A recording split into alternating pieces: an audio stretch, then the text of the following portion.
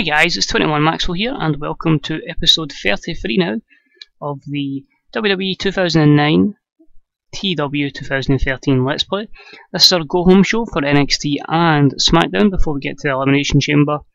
So again, it's just a way of kind of building characters over and continuing one small storyline here, which will have an effect on the future probably of the whole of NXT. So NXT is more so getting people over, Smackdown will be more getting storylines over. We'll quickly jump in here. It is only 7 segments for NXT, and we're booking both shows from the Garden in Boston, Mass, in the New England region. I say just a case of getting a couple of stars over and a small angle on NXT, with a lot more to come in SmackDown later on in this episode. So in the match that had some good action but non-existent crowd heat, Kevin Steen and Sami Zayn defeated Alex Shelley and Chris Sabin in 13-24. When Kevin Steen defeated Chris Sabin by pinfall with a handful of tights. Both teams have excellent chemistry. A very good C plus 68 since Steen and Zayn are lower mid-card guys, and Kevin Steen's improving his performance skills. Negatives here, just poor psychology, not engaging the crowd, and a poor gimmick for Sami Zayn, but everyone else was just holding back slightly, so we could have maybe seen that be a B minus.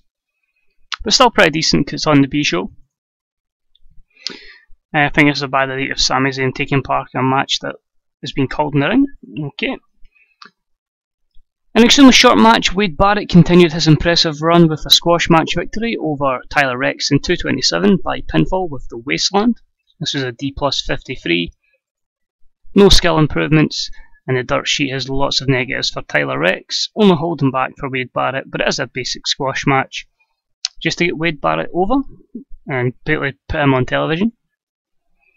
In a match that had some good action but not much in the way of heat, Seth Rollins defeated the Hurricane in 5:32 with the Phoenix Splash. A C minus 55 again, putting Seth over. He's improving his performance skills. Dirt sheet is mostly the Hurricane, so again, the guys we're pushing are really improving, and the guys we're jobbing out are just really just negative guys that don't have much of a future at the company. In a match that had some good action but not much in the way of heat, Daniel Bryan defeats Yoshitatsu in 6:07 with a Dragon Suplex. A C minus 58. No skill improvements here, again, mostly Yoshitatsu with the negatives. This new generation of stars just perfect, and the older guard are just very poor as we try and force them out. We go backstage to see Paul Heyman in discussions with Wade Barrett. Do they have a plan for later on tonight?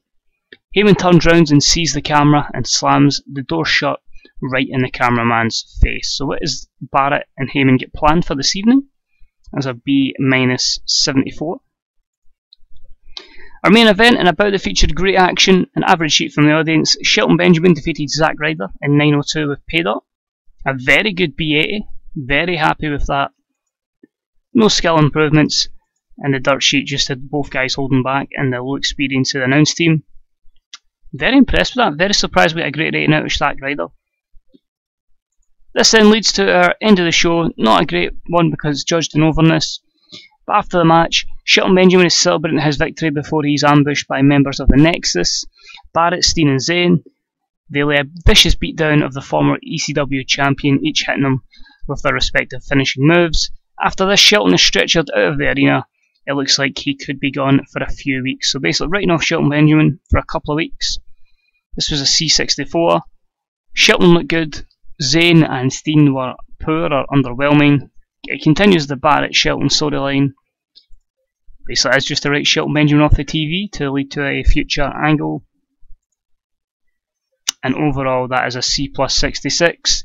Kevin Steen was overused, as was Sami Zayn. Understandable, because they're obviously lower mid-card. The general feeling is that the WWE don't have enough storylines going on, and that will be because of the Barrett storyline dropping to under a 65. But not to worry, we will amend this on SmackDown, and hopefully it's a good show, so that will be coming up right now. So here we are guys with the SmackDown portion of the episode, the go-home show before Elimination Chamber, and this just kind of confirms a couple of matches for the pay-per-view. And of course, on top of this, we'll have some additional matches, which I'll probably just make up on the day just to try and maybe elevate some talents.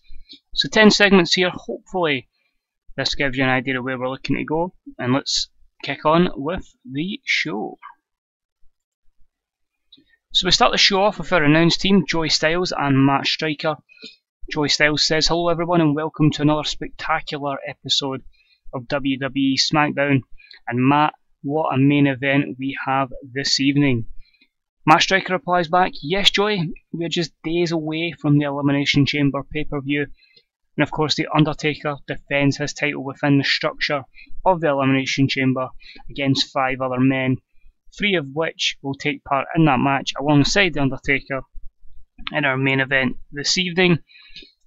Joey Styles says it's going to be the Undertaker and Jeff Hardy teaming up to face the former tag team champions Jericho. So your main event set is Jeff Hardy and the Undertaker against Jericho for our go home show before Elimination Chamber. A nice start to the show with a B80 rating, all positives there from the dirt sheet. Our opening contest, a match that had some good action but not much in the way of heat. Shad Gaspard defeated David Hart Smith in 9:19 by pinfall with an STO. C+66. Natty does some good work at ringside.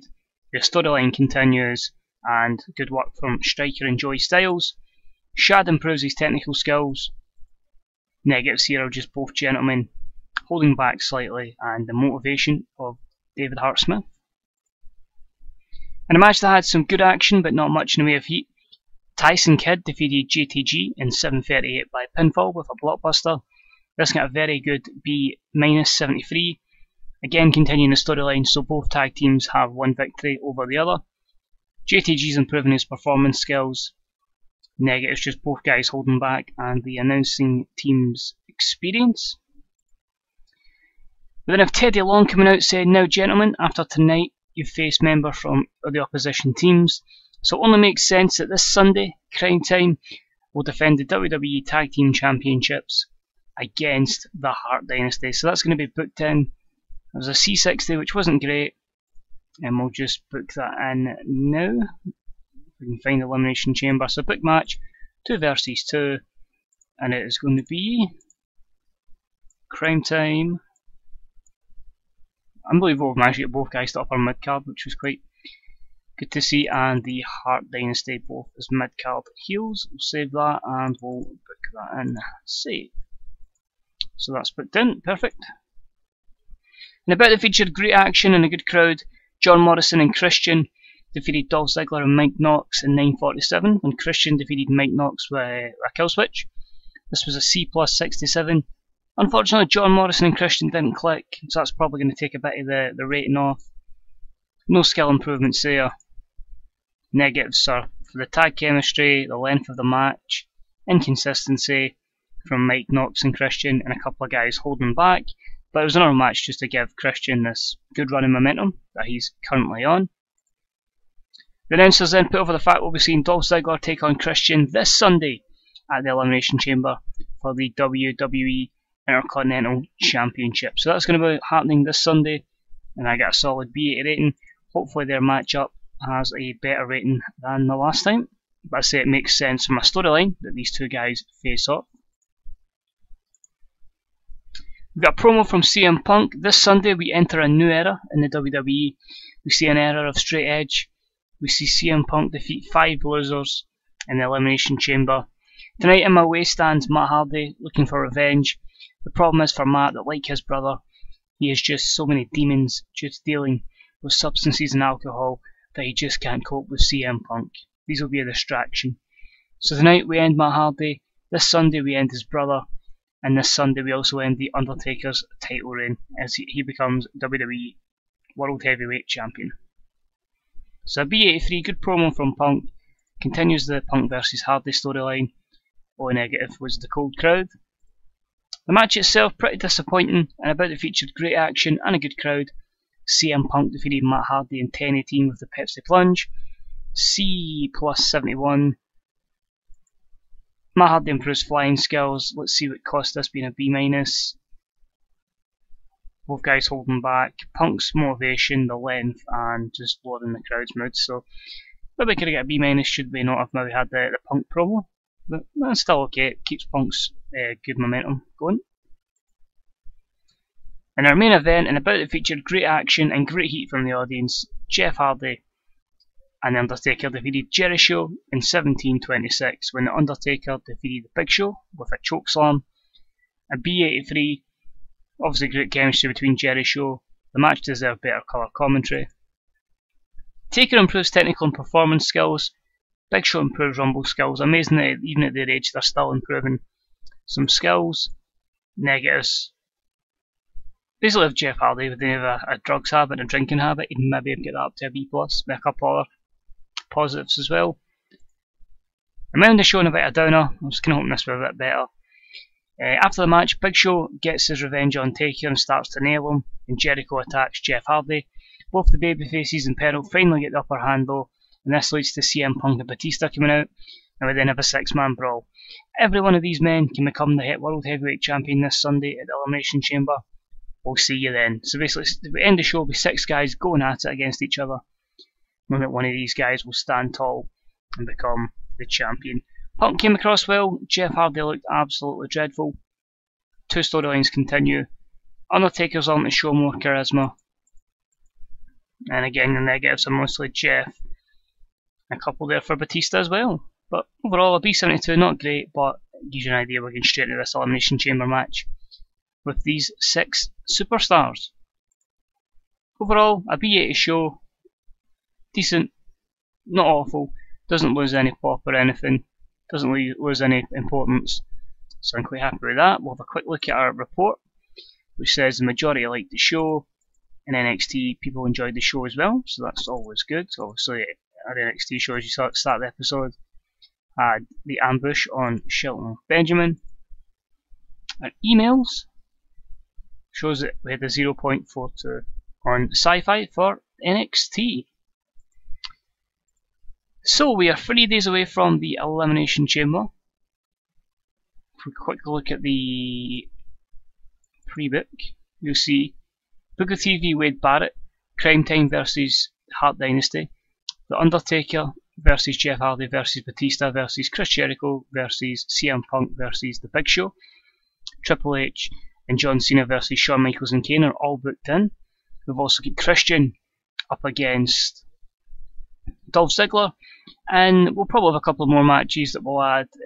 We'll see what kind of other title matches, or just guys being put together for a good feud or a good match. Plus we'll have some angles in that, which will give you an idea of where we're looking to go towards WrestleMania.